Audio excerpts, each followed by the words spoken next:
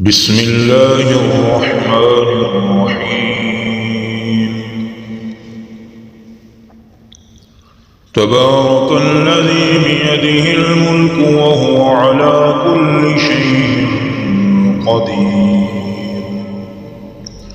الذي خلق الموت والحياة ليبلوكم أيكم أحسن عملا وهو العزيز الغفور.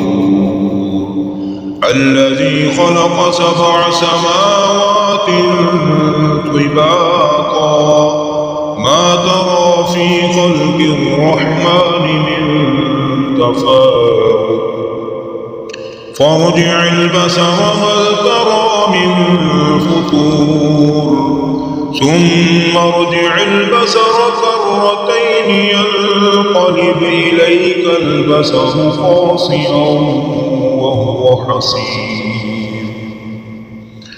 ولقد زينا السماء الدنيا بمصابيح وجعلناها رجوما للشياطين وأعتدنا لهم عذاب السعير.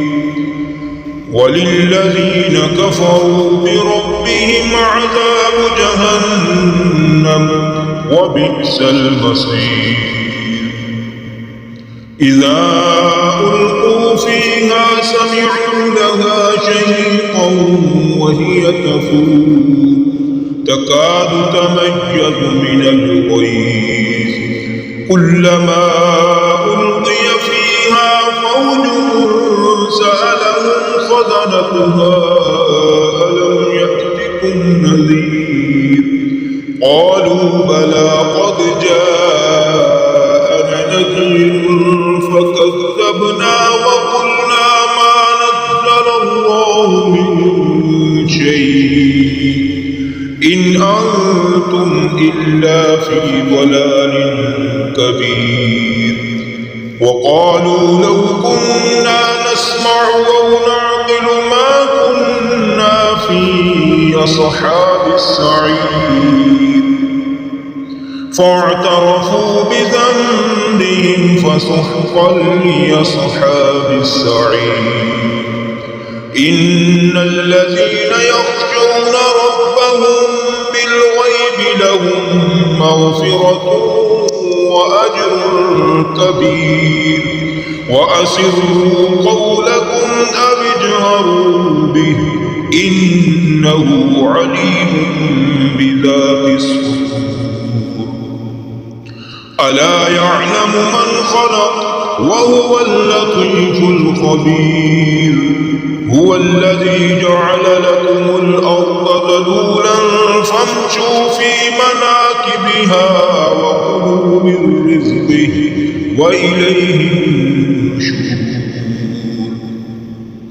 أأمنتم من في السماء أن يخسف بكم الأرض فإذا هي تمور أم أمنتم من في السماء أن يرسل عليكم حاصبا فستعلمون كيف نذير. ولقد كذب الذين من قبلهم فكيف كان نكير. أولم يروا إلى الطير فوقهم صافات ويقبضن ما يمسكون إلا الرحمن إنه بكل شيء بصير. أمن هذا الذي هو جند لكم ينصركم من دون الرحمن إن الكافرون إلا في غرور. أمن هذا الذي يرزقكم إن أمسك رزقه بل لجوا في عتو ونفور.